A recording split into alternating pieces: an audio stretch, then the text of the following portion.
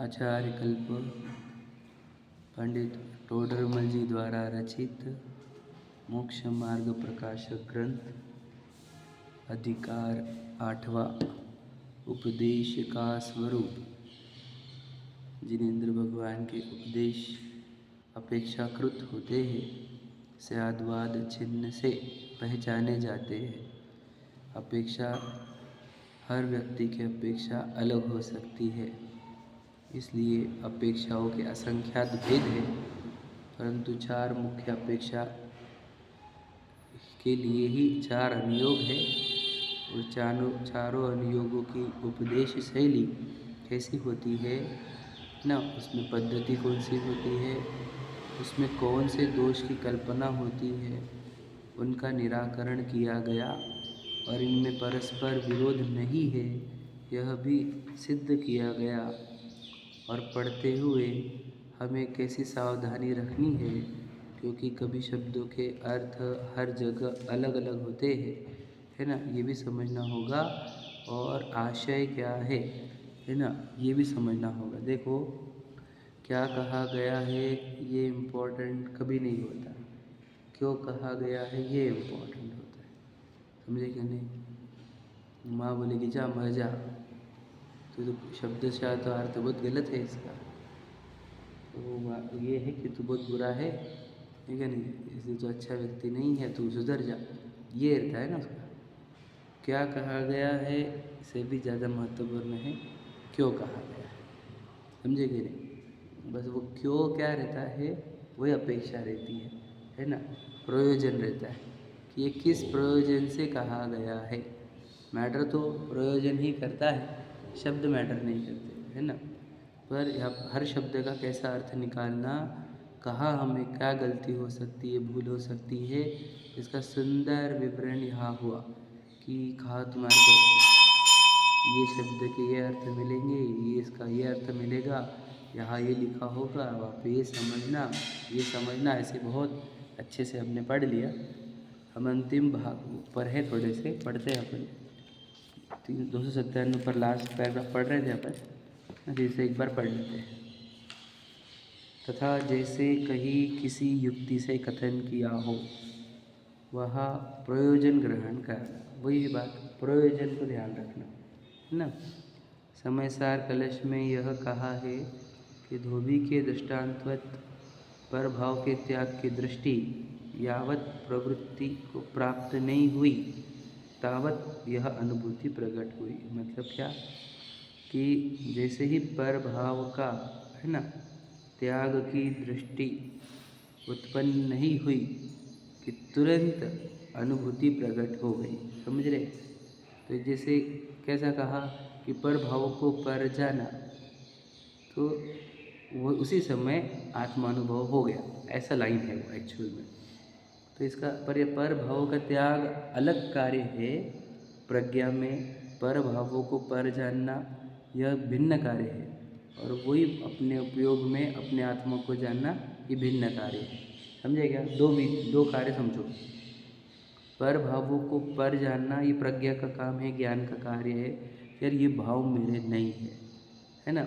और अपने ही प्रज्ञा से, अपने ही ज्ञान से स्वयं को जान लेना ये आत्मानुभूति है। मतलब दो कार्य है। तो यहाँ पर जब धोबी के दृष्टांत लिया था तो वहाँ कहा था जैसे उसने चिन्ह पहचान लिया तो उसको तुरंत छोड़ दिया, है कि नहीं? तो जैसे ही उसने देखा वैसे ही छोड़ दिया। वो दृष्टांत में हेतु क्या था वो समझना होगा, प्रयोजन क्या था। प्रयोजन ये बोलना था उनको, देखो आगे लिखा है, सो यहाँ यह प्रयोजन है कि पर भाव का त्याग होते ही अनुभूति प्रकट होती है। समझे? बताते देखो, कल मैंने समझाया था, वैसे फिर से एक बार समझ लेना। क्या कि अनादि से भ्रम ये है कि जो देह प्राप्त होती है कर्मोदय से, वो मैं लगने लग जाती है, क्योंकि वो एक प्रदेश में रहती है कुछ काल तक। तो भ्रम तो हम अनादि से मनाते आए हैं, ये समझे कि नहीं? उसके बर्थडे भी मनाते आए हैं हम, और बहुत सेलिब्रेट करते आए हैं प्राप्त हुए देह को, जबकि देह पूरी कारावास है, पूर्व कर्म के दंड में प्राप्त हुई जेल है वो, और उसका प्रेम भी है हमारे को। बहुत गजब की बात है, लेकिन हमको उस देह का जो पूर्व कर्म के उदय से उत्पन्न हुआ मिट्टी का शरीर और वो एकदम मलमूत्र वाला, समझे, तो उसका प्रेम है, ये हमारा अनादि का भ्रम है कि नहीं। अभी भी वो देखो दुनिया भर के षड्यंत्र खेलते रहते देह में, हम जागृत ही नहीं हो रहे हैं, सोए हुए ही रहते, हमेशा सोए हुए हैं, मोह नींद से उठ रहे चेतन, कितने बार बोल चुके उठो उठो उठो।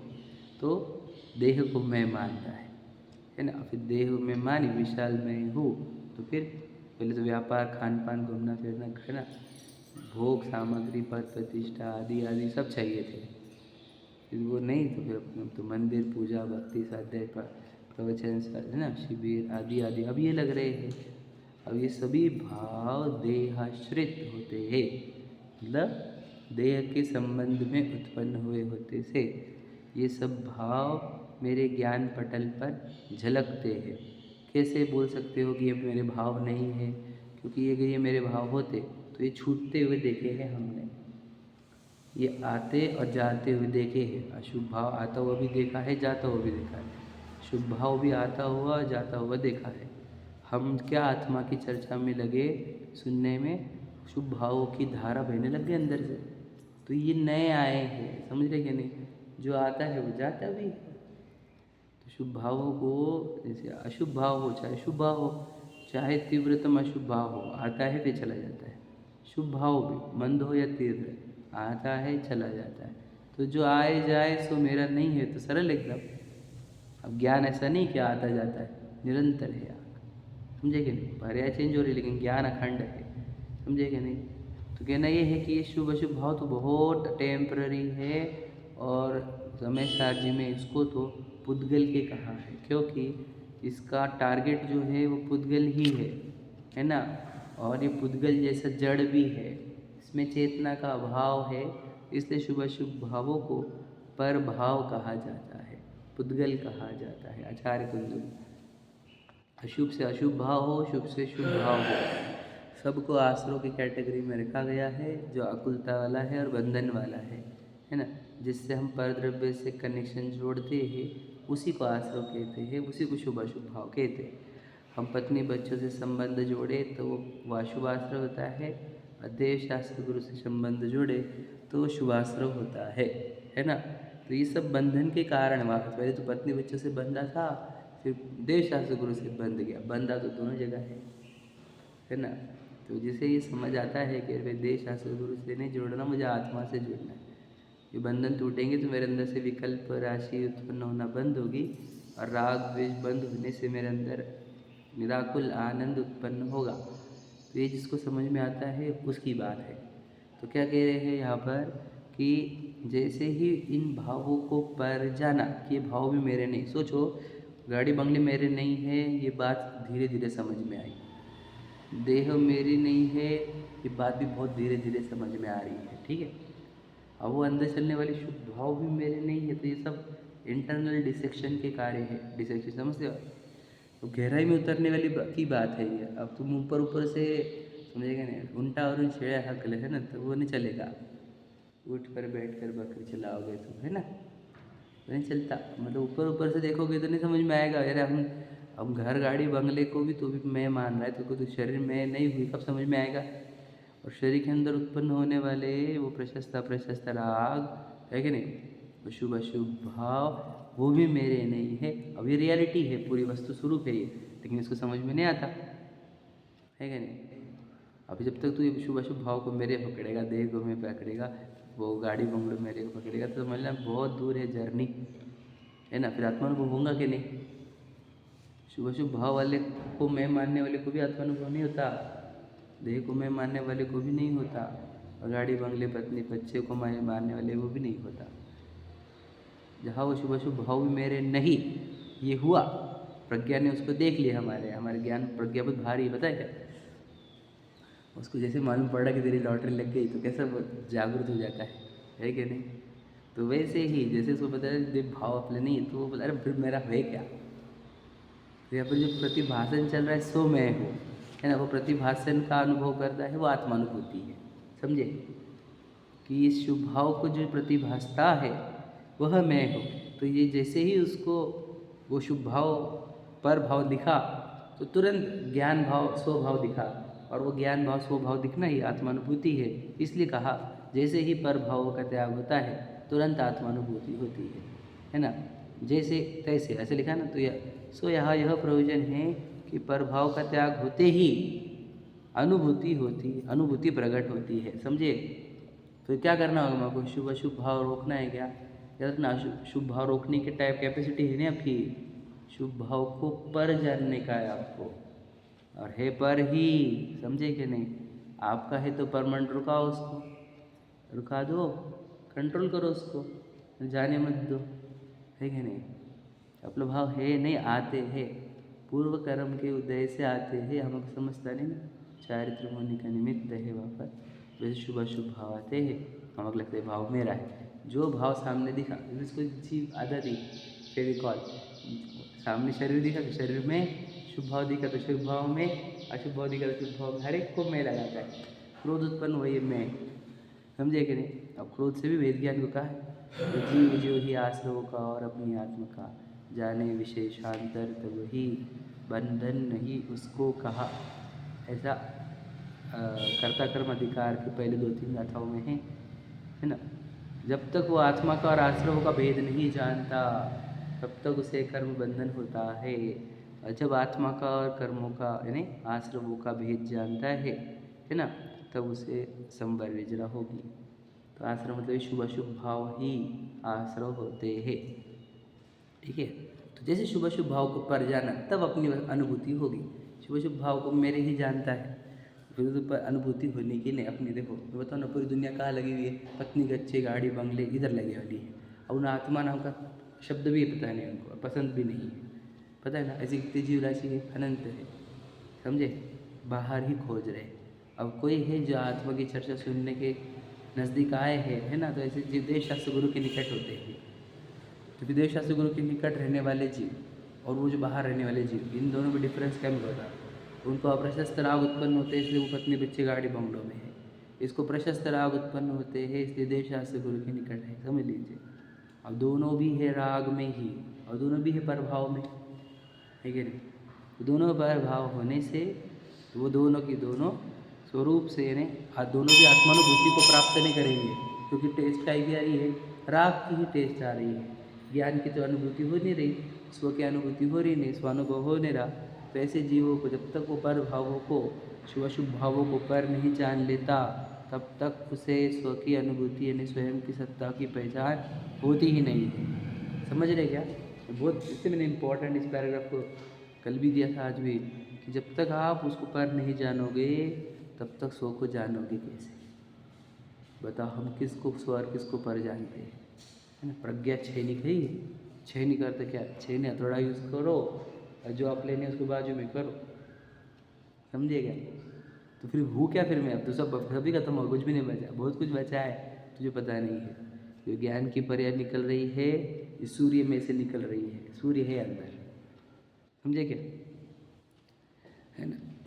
क्या लिखा है कि ज्ञान की प्रतिपल उठे तरंग, झांकता उसमें आत्म राम। आत्म राम है यहाँ पर, राम इस देह प्रमाण असंख्यात प्रदेशी, समझ रहे, गुणों से ठसाठस भरा हुआ, जिसके अंदर एक सुई की टोक भी नहीं जा सकती, ऐसा घन ज्ञान घन सत्ता वो मैं हूँ, जिसमें से ज्ञान की किरणें प्रति समय निकल रही है मेरे कोई उद्यम किए बिना। अभी तो स्पष्ट है, द्रव्य गुण पर ऐसे देखो, समझे कि नहीं? ये भी पुद्गल आता है, ये भी पुद्गल आता है, ये भी सब पुद्गल आता है, समझे कि नहीं? इनमें से कोई ज्ञान की पर्याय निकलती ही नहीं, वर्ण गुण की पर्याय निरंतर निकल रही है, समझ रहे? यहाँ पे अखंड देखो, अब आप जब समझो 5 सेकंड आपने आँखों को इससे देखा, तो 5 सेकंड में जितने समय आए उतने समय में इसने वर्ण गुण की पर्याय निकाली कि नहीं निकाली? एक समय भी रुकता है क्या? वो एक समय भी वो वर्ण गुण की पर्याय निकालना बंद कर दे तो दिखना बंद हो जाएगा, बराबर है क्या? तो वो 1 सेकंड रुकता नहीं है, एक समय रुकने रहा पर्याय निकालने में, तो फिर मैं भी 1 सेकंड भी रुकता नहीं हूँ क्या मैं पर्याय निकालने में ज्ञान गुण की, है कि नहीं? हम सोचो, हम निकल तो रही ज्ञान की पर्याय, हमारी दिखती नहीं ना, हम देख रहे नहीं, है कि नहीं? तो यही ज्ञान की पर्याय का धारक जो सत्ता है वही मैं हूँ, है ना, ऐसी अनुभूति होनी चाहिए, समझ रहे। तो लोक में किसी के आते ही कोई कार्य हुआ तो ऐसा कहते हैं ये आया ही नहीं और ये कार्य हो गया, है ना। जैसे दुनिया में कहते हैं ना, आप आए नहीं कि देखो कितना अच्छा कार्य हो, वैसे ही है। जैसे तुमने देह को यानी शुभ अशुभ भावों को भिन्न जाना, तुरंत ही आत्मानुभूति होती है, ऐसा कहा। उन पर भावों को पर जानने से आत्मानुभूति नहीं होती, पर जैसे इसको पर जाना तुरंत खोजने को लग जाएंगे, फिर मैं हूँ कौन, उससे आत्मानुभूति होगी। समझिए क्या कहा। उनको पर जानने से आत्मानुभूति नहीं हुई, देखो, क्योंकि आत्मानुभूति का अर्थ क्या होता है, स्व के अनुभव, खुद का अनुभव। हमने तो सिर्फ उसको पर जानना, तो फिर आत्मानुभव कैसे हुआ, दो कार्य है वो। तो हमने कहा कि जैसे ही तूने वो किया वैसे ही ये हो गया, तो उसका अर्थ ये है कि तुझे जैसे ही ऊपर दिखेगा फिर तू पूछेगा मैं हूँ कौन, फिर मेरा क्या है, फिर वो जो दिखेगा मेरा वही तू है, फिर वो आत्मानुभूति है, ऐसा है। तो वहाँ पर लिखा होगा पर भाव को पर जानने से ही आत्मानुभव होता है, तो ये अर्थ में पकड़ लेना, पर भाव को पर जानने से नहीं, पर भाव को पर जानने के बाद तुरंत स्वयं की जो जिज्ञासा उत्पन्न हुई उसमें आत्मानुभूति होती है ना। लेकिन कहा यह जाता है कि आए नहीं कि हो गया, तो तूने पर को जाना नहीं, कार्य हो गया, ऐसा समझे। उन्होंने कौन सी काव्यशा बोली है अमृतचंद्र जी के छंद में, यानी कलश में आई हुई बात को उन्हें स्पष्ट करके दे दे। तो ये मत समझ लेना कि पर भाव को पर जानने से ही आत्मानुभव हो जाता है, इसलिए स्पष्ट करके दिया गया हमारे को, ठीक है। देखो, ऐसा ही प्रयोजन ग्रहण करना, इस प्रकार अन्यत्र जानना, ठीक है। स्पष्टीकरण हो गया काफ़ी, बता नहीं है कि देख लो अपने भाव कौन से।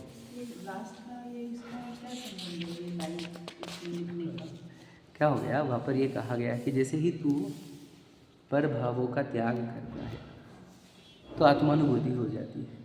तो किसी के अंदर भ्रम क्रिएट हो सकता है ये कि पर भावों को पर जानने से आत्मानुभूति हो जाती है क्या, तो कहीं वैसा नहीं है।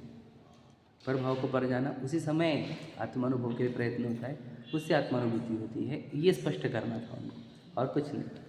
अरे गहराई वाला चैप्टर है ना। बन के आ गए, देखो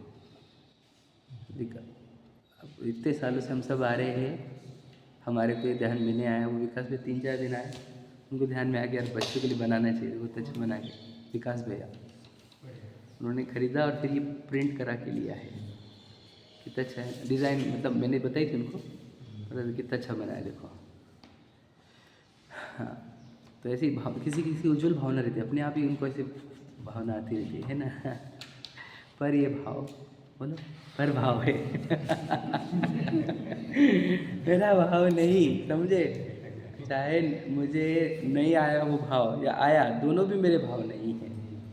इससे भिन्न जो चेतना रूप चल रही है ना, अखंड धारा चल रही है चेतना की, कहाँ से बह रही है वो मैं, समझे कि नहीं। मैं क्या बताए, हम कितने दिन अपरिचित रहेंगे स्वयं से। हम कह रहे क्यों रहे हम, क्यों अपना हक छोड़े हम, बहुत महानतम सत्ता है हम, महानतम भाव है हमारा। हम क्या कह रहे, केवल ज्ञान और सिद्ध पर्याय से भी जो महान सत्ता कुछ हो सकता है महान, तो वो मैं हूँ। सिद्ध दशा भी मेरी महानता आँक नहीं सकती, इतना महान हूँ मैं। समझने की सच्चाई यही है, आप और हमारी सच्चाई यही है। सिद्ध दशा भी हमारी महानता आँक नहीं सकती, इतना महान हूँ मैं, समझे क्या। हम बहुत अपरिचित है। सोचो ये विशाल की कितनी औकात हो, ये प्राइम मिनिस्टर बन जाए, समझे क्या नहीं, ये सौदामिंद्र बन जाए, तो भी कितनी एंटिटी है, कितनी वैल्यू है इसकी, एकदम टेम्पररी। और इधर एक ध्रुव शाश्वत एक महानतम पदार्थ, जिसमें से अनंत काल तक ज्ञान निकलते रहता है, अनंत काल तक सुख उत्पन्न होते रहता है, सिद्ध दशा अनंत निकलती रहती है। सोचो वो कैसा पदार्थ है। वो आप हो, वो मैं हूँ, पर हमारे को उसके लिए समय नहीं। कौन सी चीज़ों में उलझ गए पता नहीं हम, है कि नहीं। तो बढ़िया, मतलब कहना क्या है कि महान सत्ता है, उससे अपरिचित ना रह जाए हम। बहुत काल बीत गया, स्वयं को पहचाने आगे। तथा जैसे कहीं कुछ प्रमाणादिक कहे हो,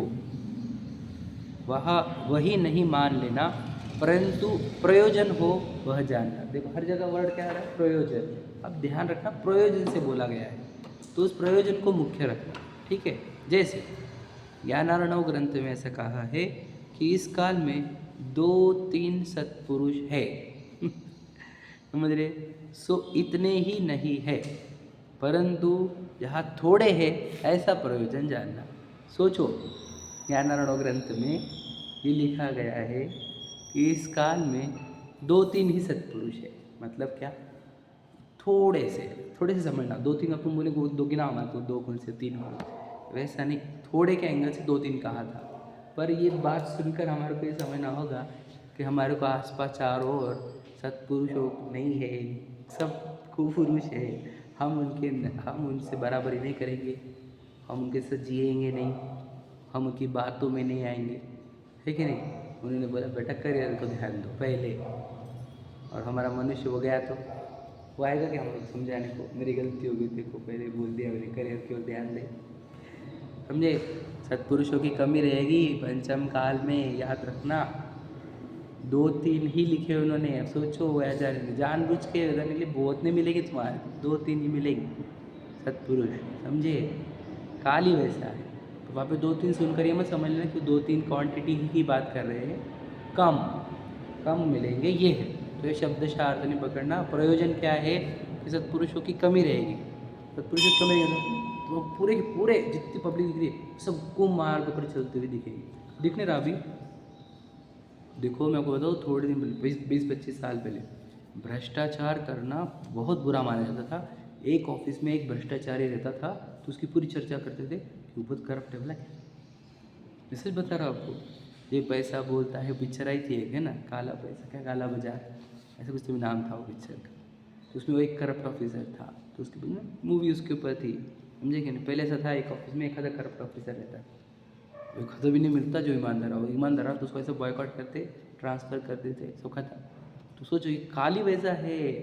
समझे? क्या बताया हम आपको, बहुत निकृष्ट बिजनेस में एथिक्स पाली जाती थी। मतलब बिल्कुल माप में पाप नहीं, मिलावट नहीं, है ना, गलत ज़्यादा चार्ज करना नहीं। अब तो देखो तो पूरे बिजनेस एथिक्स धरे के धरे। तो काल निकृष्ट है एकदम।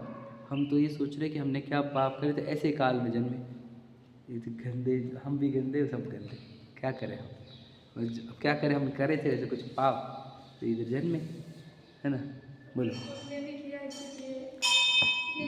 इसके ये तो इसलिए तो जीवित है हम। ये नहीं रहता तो हम तो चले जाते हैं ऐसे है कि नहीं? वो तो भाग्य हमारा है कि जिनमान लेकर आए।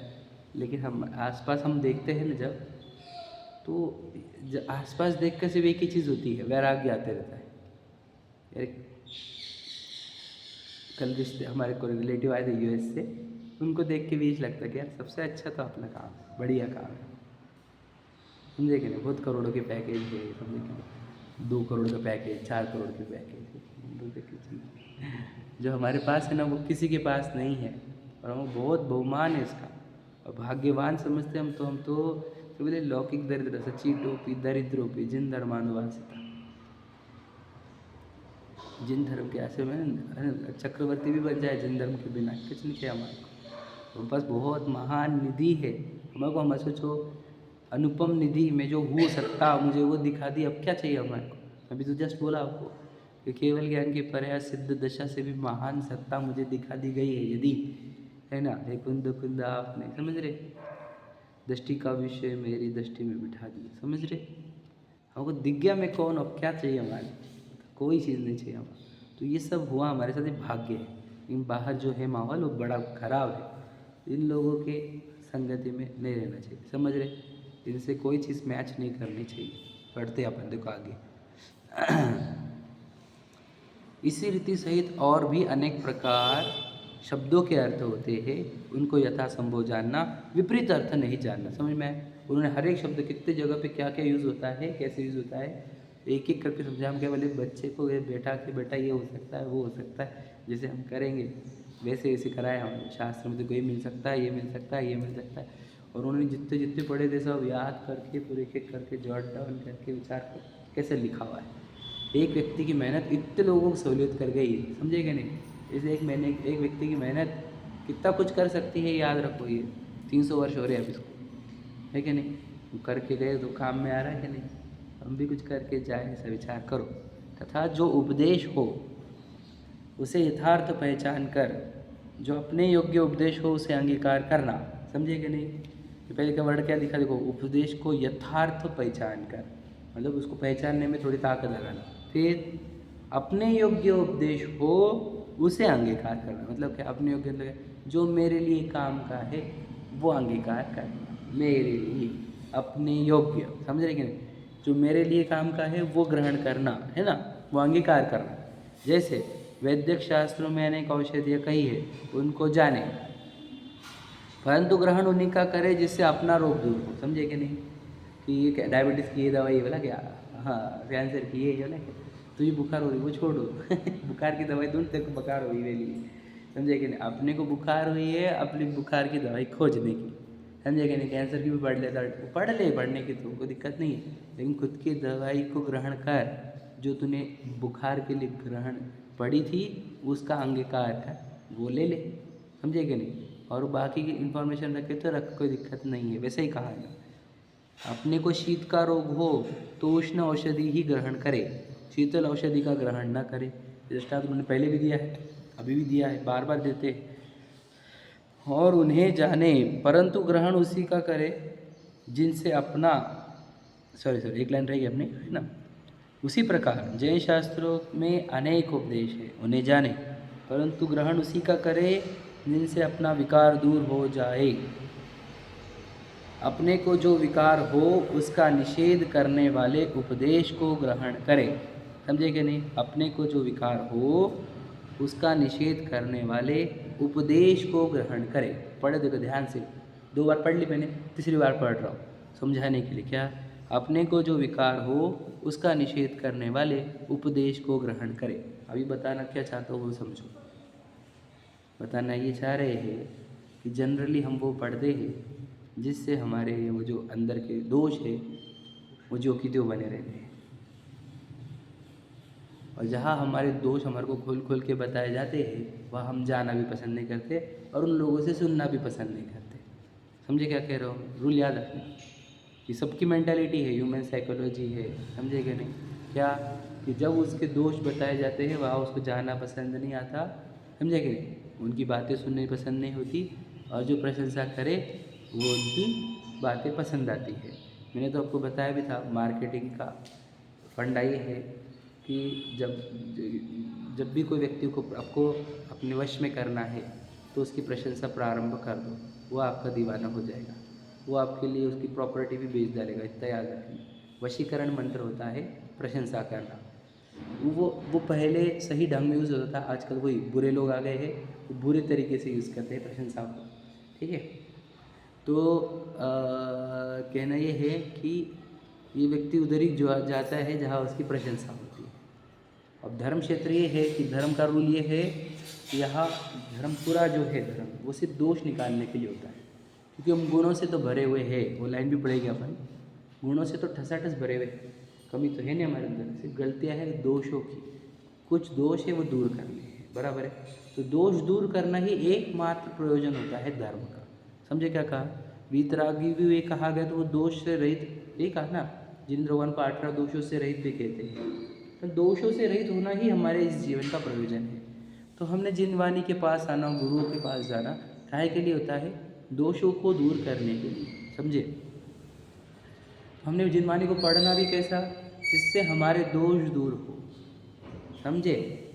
तो अगर तो आप हमेशा हमारे को टोकते हो, टोच टोच के बोलते हो, समझे क्या नहीं, तो ये छुपा छुपा के बोलते हो, वो दोष निकालने के अर्थ होता है, समझे क्या नहीं, सबके सामने बोल देते हो, वो भी दोष निकालने के अर्थ है, समझे क्या नहीं। दोष निकालना ही उद्देश्य है ताकि सुधार हो, मुक्ति मिले, भव भव भ्रमण ना करना पड़े। एक गलती अनंत भव तक भरनी पड़ेगी, वो गलती ना हो, इसलिए छुपा के भी बोल देंगे, डांट के भी बोल देंगे, सबके सामने टारगेट करके भी बोल देंगे। दोष निकालना आवश्यक है, समझे कि नहीं।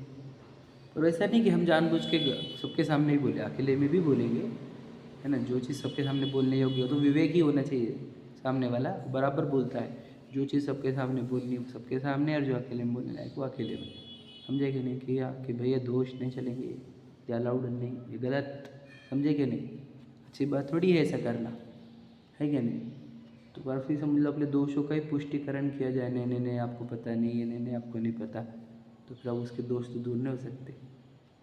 अपने दोषों को पोषण नहीं देना, कभी भी याद रखना।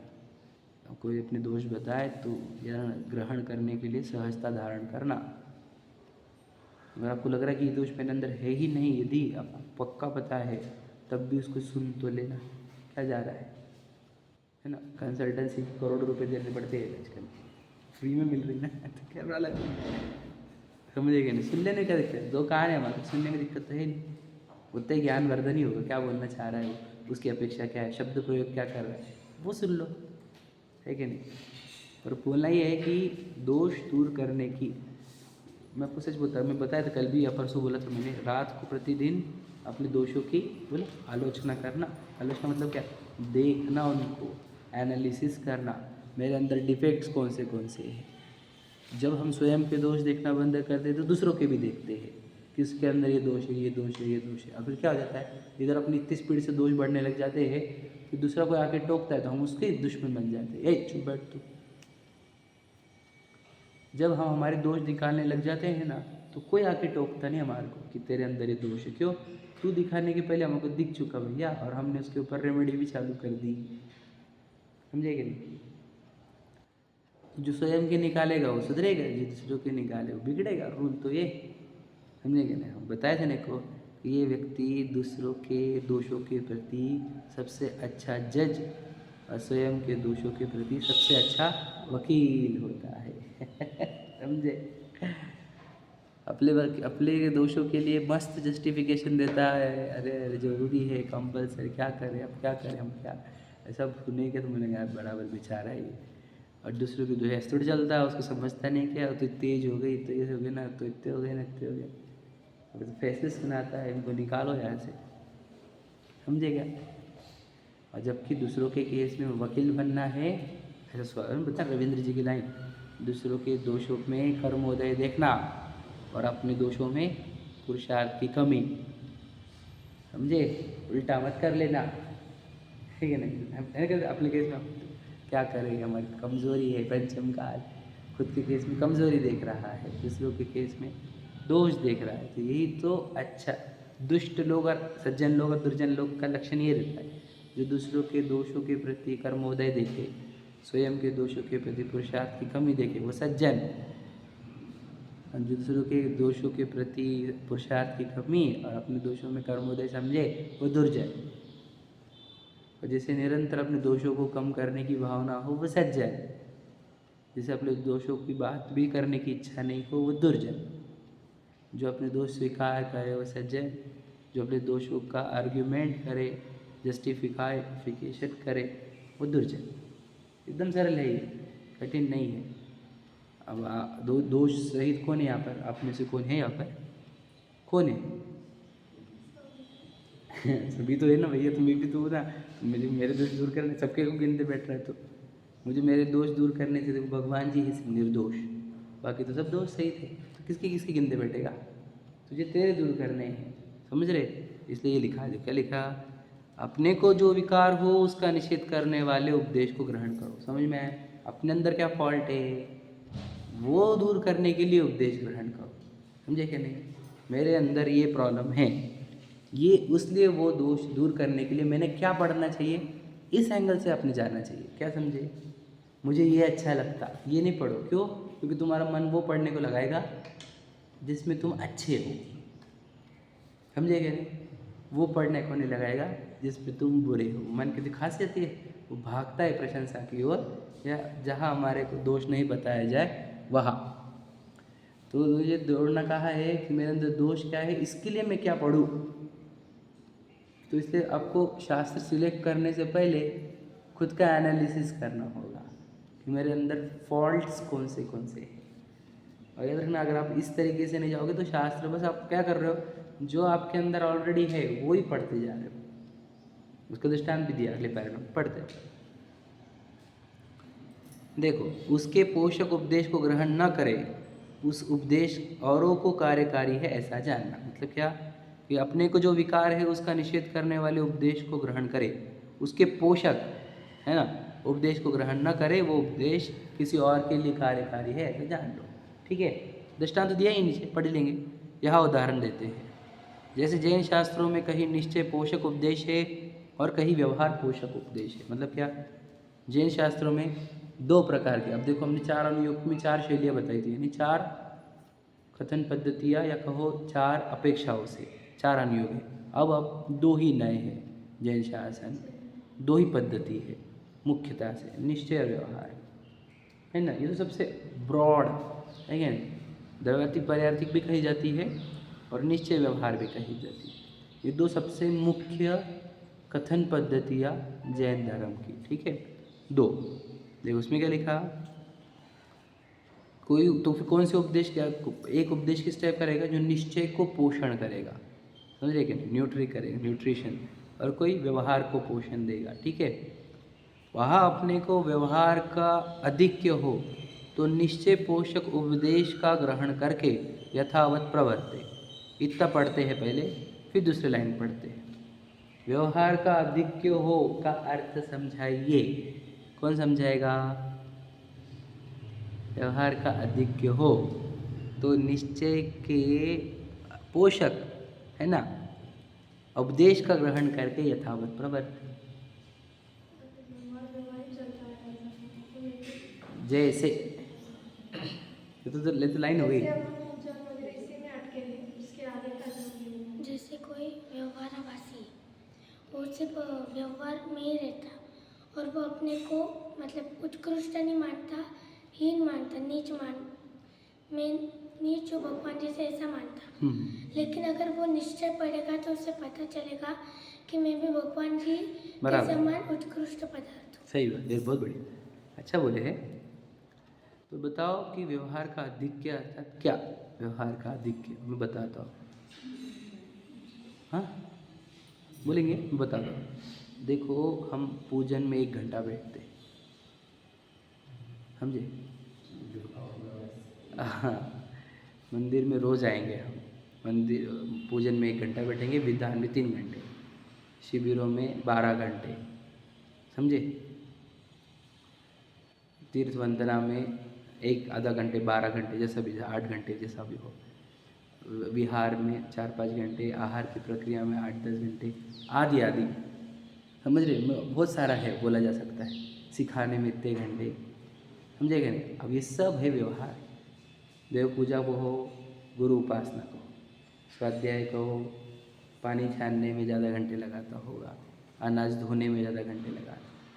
अब ये सब करता है, ये तो समझ लीजिए, ये सब करता है और तुझे आत्मानुभवन के लिए समय नहीं है, समझे क्या नहीं।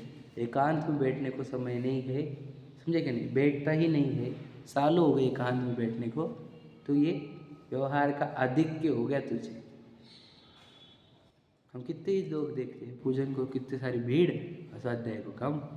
इसका अर्थ क्या होता है, व्यवहार का अधिक्य ही भैया। तो स्वाध्याय को ज़्यादा रहने वाले भी अगर आत्मानुभव के प्रयत्न नहीं करते एकांत में बैठकर, तो वे भी तो वही व्यवहार का अधिक्य ही हुआ। तो हमने कौन से वचन पढ़ने चाहिए, तो तुम्हें निश्चय के पोषक वचन पढ़ने चाहिए। इसका अर्थ क्या, कि जो तुझे कहेंगे कि तू एक वस्तु है, सत्ता है, अनंत शक्ति संपन्न सत्ता है, समझ रहे, अनंत गुणों का पिंड है। अब क्या कहे हम तुझे, शाश्वत भगवान है। अपने वस्तु का अनुभव करने का प्रयत्न करो, एकांत में स्थिर बैठो, सोचो मेरा क्या क्या है, क्या नहीं है, क्या अच्छा है, क्या बुरा है मेरे साथ, मैं किधर भटक रहा हूँ, मेरा जीवन किधर जा रहा है। एकांत में विचार करो, ये सब छोड़ो मंदिर वगैरह, जस्ट दर्शन कर ले बस हो गया इतना, बाकी आत्मा का दुख खोजो। तो ये कैसे वचन हो गए, कुछ नहीं होगा मंदिर में जाने से। तो ये वचन कैसे हो गए, निश्चय के पोषक। तो ऐसे वचन सुनने चाहिए क्या, हाँ तुझे ऐसे ही वचन सुनने पड़ेंगे आज, क्योंकि तुझे व्यवहार का अधिक्य होने वाला है। समझेगा क्या कहा, कुछ नहीं होगा पूजा वगैरह से बेटा, तो सुनाते रहेगा बस। मैं कौन हूँ, सुनेगा नहीं तो फर्क क्या पड़ेगा तुझे, बता, समझेगा नहीं तो। क्या लिखा है वो, कि जो मैंने कल पढ़ा था वो बताता हूँ कि जो लाइन तो याद नहीं आ रही, पर आपको हमेशा ही बोलता हूँ, धन कन कंचन राज शुद्ध, है ना, सभी सुलभ करे चार। बोधि दुर्लभ की भावना का इसका बोलो बेटा छंद 5वीं ढाल का। दुर्लभ। हाँ कि सोलो दुर्लभ मुनि में, दुर्लभ निज में मुनि साधो, है ना। उसके पहले क्या रहेगा? हाँ, अंतिम ग्रीवक की हद पायो अनंत बिरियापद, पर सम्यक ज्ञान न लाधो, दुर्लभ निज में मुनि साधो, दुर्लभ मुनि में निज साधो, ऐसा कुछ है। तो इसका अर्थ क्या होता है कि हम अंतिम ग्रेवेक तक जाकर आए हैं। अंतिम ग्रेवेक कब जाते हैं जी? मुनि दीक्षा धारण करता है, 28 गुणों का निर्तिचार पालन करता है। निर्तिचार मतलब क्या? एक भी अतिचार नहीं लगने देता, मतलब एक भी नियम ने तोड़ना दे, ठीक है ना, इतना सा भी नियम ना टूटे। निर्तिचार पालन करने पर ये जीव कहा जाता है अंतिम ग्रेवेक, मतलब कौन सा? 9वें ग्रेवेक, 16 स्वर्ग के ऊपर के 9 ग्रेवेक में 9वें ग्रेवेक तक जाता है। कब? पायो अनंत वीर्यापद, अनंत बारी ग्रेवेक जाकर है। पता क्या कह रहे, समझे? तुझे व्यवहार का आधिक्य है ना, तो कितना भी व्यवहार का आधिक्य कर ले, तो जहाँ तक कहा सकता है मुनि दीक्षा तक। मुनि दीक्षा में 28 गुणों का निर्तिचार पालन कर लेगा, उससे जाएगा कहाँ? 9वें ग्रेवेक तक। ये तू अनंत बार कर चुका है, पता है तुझे? मुनिवृद्धार अनंत बार ग्रीवक जाए हो, 4ठी ढाल में लिखा हुआ। तो फिर क्या कि ये तो बहुत बार हो चुका, अनंत बार, पर सम्यक ज्ञान न लाधो, समझे कि नहीं? तो सम्यक ज्ञान की प्राप्ति नहीं हुई, अर्थात के स्वयं को ही नहीं पहचानता भाई।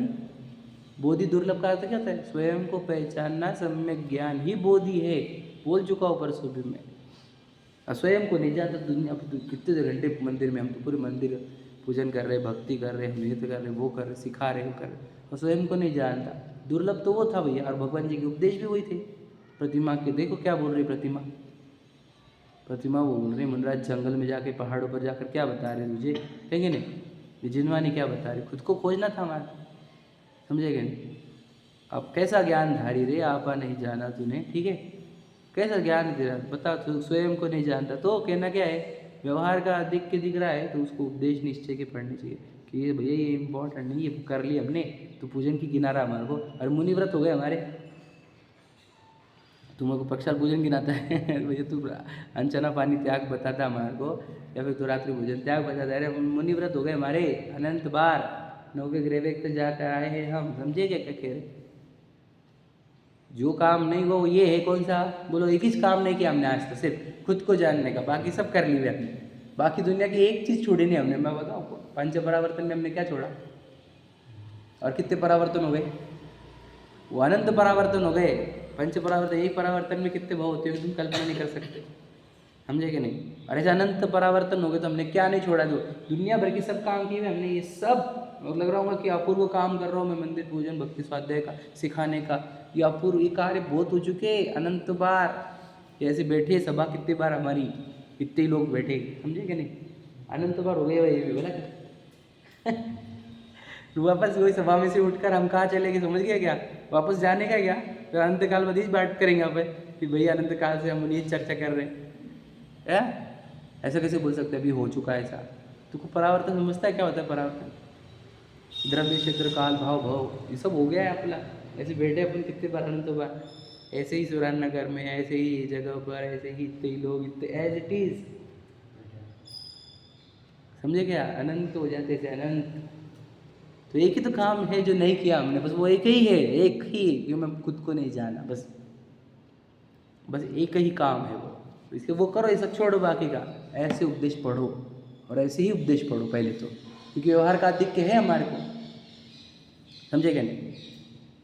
ये उनके लिए है जो मंदिर पूजन भक्ति स्वाध्याय शिविर आदि आदि पारायण छानना वगैरह करते, उनके लिए ये उपदेश है, समझे क्या नहीं? कि तू वो सब छोड़ आत्मा में रम, समझे क्या नहीं? उन लोगों के लिए निश्चय उपदेश, समझे क्या नहीं? वो पढ़ने चाहिए हमने, समझे? बात समझ रहे? हमारे लिए वो उपदेश है। फिर दूसरा ऑपोजिट ले लो, पढ़ो।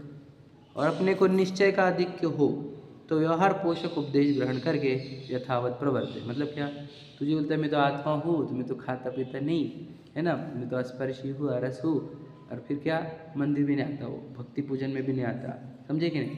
और विषय का शब्द खाना पीना चल रहा है, व्यापार भी चल रहा है, समझे कि नहीं, और एंजॉयमेंट भी चालू है, इंद्रियों का प्रयोग चालू है कि नहीं। वे तो वापस वही बढ़ेगा, नहीं अपन तो करता है, अपन तो भोग सम्यक दृष्टि के तो भोग निर्जरा के कारण है, तो वही पड़ेगा, है ना, वापस वापस। तो बेटा तुझे और बीमारी बढ़ेगी तेरी, वो कौन सी, वही निश्चय पोषक वाली, समझेगा। नहीं तुझे स्वच्छंदता की और राग की प्रियता की बीमारी तेरी बढ़ेगी, राग वृद्धि की बीमारी बढ़ेगी तेरी।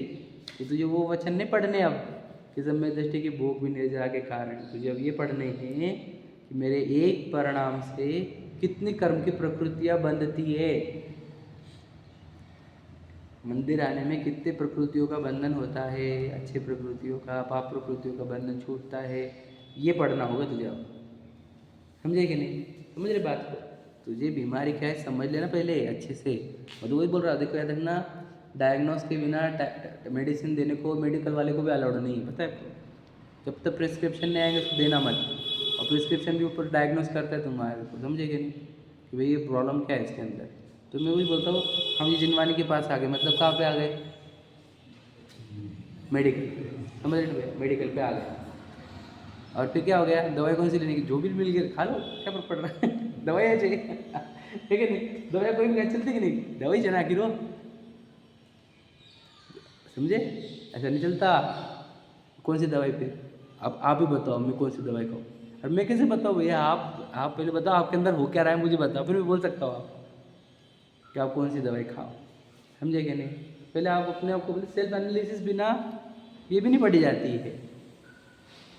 हम अपने आप को जज तो करें, हम अपने आप को चेक तो करें, हमें यही कहा वेयर आई एम स्टैंडिंग, समझे कि नहीं, कहाँ हूँ मैं, क्या कर रहा हूँ, मेरे अंदर प्रॉब्लम्स क्या है, वो पढ़ो, फिर ये पढ़ो, आपको बीमारी दूर हो जाएंगी अपनी। तो जिनवानी क्यों पढ़े, वही दोष निकालने के लिए। स्वयं को नहीं पहचानता, पहले वो पहचान लिया, अब मेरे अंदर दोष कहाँ कहाँ है वो दूर करने के लिए पढ़ो, सब दूर हो जाएंगे, समझे कि नहीं। इसलिए अपने अंदर क्या प्रॉब्लम है वो अपने आप को पहले पता होना चाहिए। मेरा दिन बीतता कहाँ है 24 घंटे, बता, पहले तो वो तो एनालिसिस करो, तो मैं 24 घंटे बीतते कहाँ है, पता नहीं कहाँ तुम कहाँ जाते। बेटा कहाँ से कहाँ जाते नहीं, वो मोह में आते और मोह में जाते।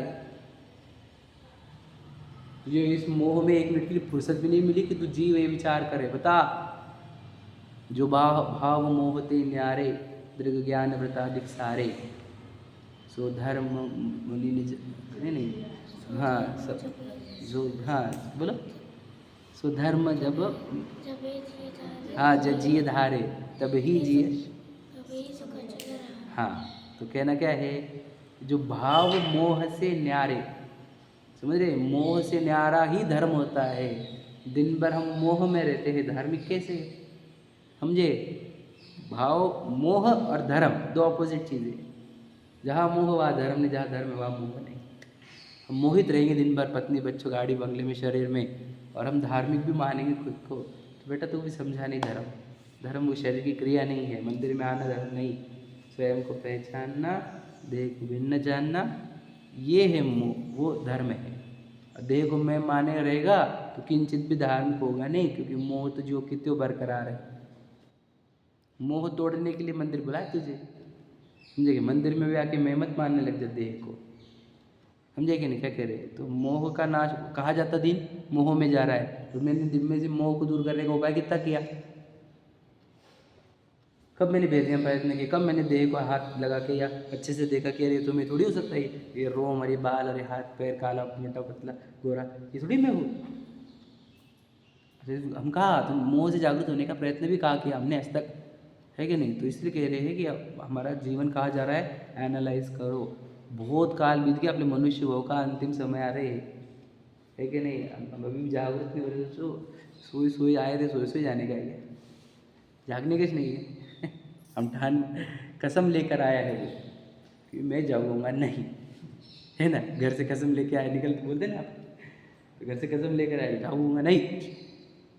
कुछ भी करो तुम, कितना भी बोलो, समझ, जगाया तुमने कितनी बार, हुआ नहीं चिर निद्रा का अंत, मदिर सम्मोहन ममता का, अरे बेचेत पड़ा में संत, घोरतम छाया चारों ओर, नहीं निज सत्ता की पहचान, निखिल जड़ता दिखती सब प्राण, चेतना अपने से अनजान। ज्ञान की प्रतिपल उठे तरंग, झांकता उसमें आदवरा, अरे आबाल सभी गोपाल, सुलभ सबको चिन्मय अभिराम। फिर आगे, किंतु पर सत्ता में प्रतिबद्ध, कीर मरकट सी गहल अनंत, अरे पाकर खोया भगवान, नहीं देखा मैंने कभी बसंत, नहीं देखा निज शाश्वत देव, रही क्षण का पर्याय की प्रीत, क्षम्य कैसे हो यह अपराध, प्रकृति की यही सनातन रीत।